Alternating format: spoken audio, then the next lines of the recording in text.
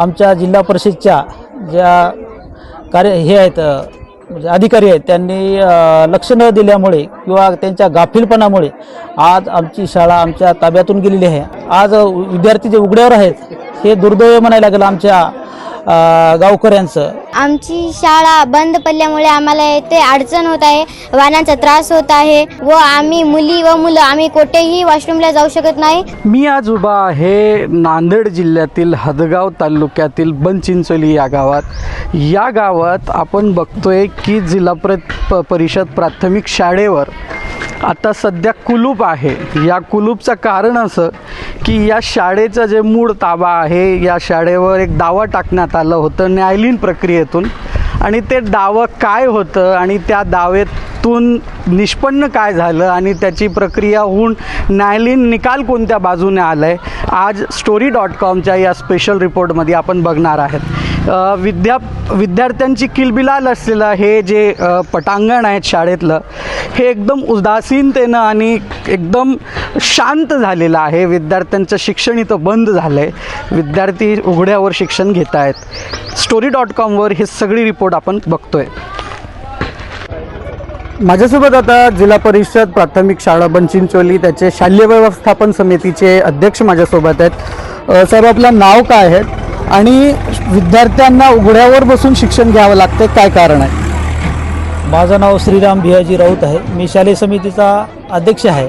आज 11 तारखेला दिनांक 11 तारखेला कोर्टाने आमच्या शाळेचा ताबा घेतलेला आहे। देवरा नारायण पोळ यांना तो ताबा दिलेला आहे। त्यांच्या वडिलांनी ही जागा नाही का दान दिली होती, दानापत्रक अभावी ते न्यायालयामध्ये गेले। न्यायालयामध्ये गेल्यानंतर ते एकतर्फी नाही का आमच्या जिल्हा परिषदच्या ज्या हे आहेत म्हणजे अधिकारी आहेत त्यांनी लक्ष न दिल्यामुळे किंवा त्यांच्या गाफीलपणामुळे आज आमची शाळा आमच्या ताब्यातून गेलेली आहे आणि त्या ताब्यामध्ये गेल्यामुळे आमच्या विद्यार्थ्याचं शैक्षणिक नुकसान होत आहे। या शैक्षणिक नुकसानाची जबाबदारी फक्त या जिल्हा परिषदच्या गाफीलपणामुळे झालेली आहे। आज विद्यार्थी जे उघड्यावर आहेत हे दुर्दैव म्हणायला लागलं आमच्या गावकऱ्यांचं। मला एवढीच मागणी करायची आहे की जिल्हा परिषदनं याच्याकडे जर लक्ष दिलं असतं तर आमची शाळा आज आमच्या विद्यार्थी आज त्या शाळेमध्ये राहत होते। आज मला एवढं मागणी करायची आहे की प्रशासनानं याच्याकडे त्वरित लक्ष द्यावं आणि आम्हाला नाही का नवीन इमारत, आम्हाला जे शैक्षणिक जे हे लागतात याचं शौचालय पाहिजे, विद्यार्थ्याची ते काही रायटर होऊ नये यासाठी नाही का लक्ष द्यावं आणि आम्हाला त्वरित आमची शाळा उभी करून द्यावी, हीच आमची प्रशासनाकडे मागणी आहे। तुम्ही मागणी करताय, जर मागण्या पूर्ण नाही झाल्या तर काय पवित्रा तुम्ही घेणार आहे? मागणी जर नाही पूर्ण झाली तर आम्ही नाही का एक कलेक्टर ऑफिसला, जिल्हा परिषदला, पंचायत समितीला आंदोलनाचा इशारा दिला आहे। आम्ही लेखी निवेदन दिलेलं आहे।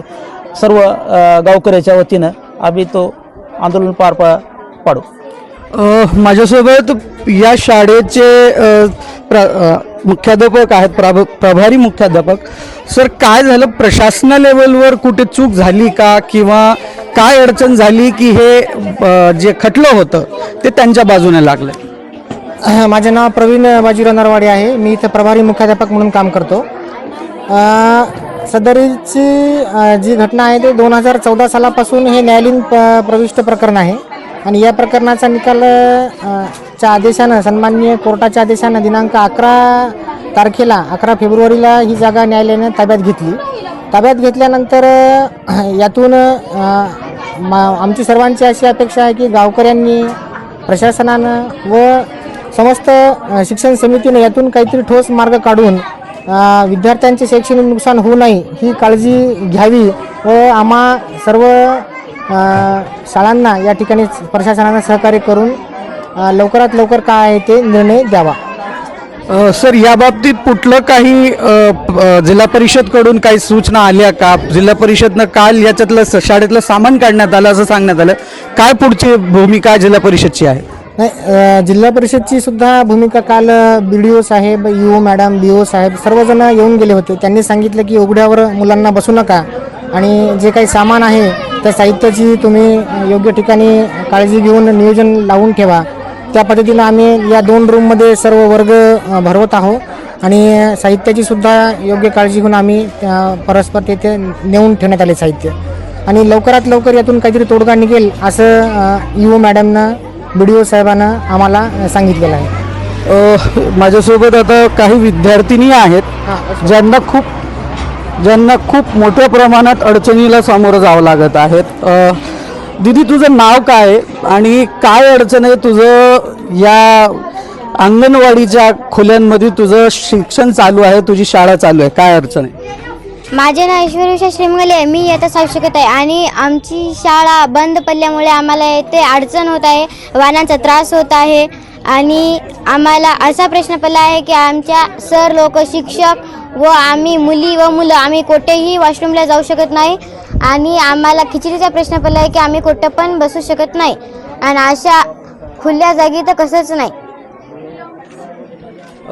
दीदी, तुझं नाव काय आहे? तर तुझी जे बाजूला बसलेली मैत्रीण आहे ते म्हणते शौचालयाचा प्रश्न आहेत, आणखीन काय प्रश्न आहेत, तर काय मागणी करणार आहे तू प्रशासनाकडं की तुला न्याय भेटलं पाहिजे? नमस्कार, माझे नाव ऐश्वर्या सतीश पौळ आहे.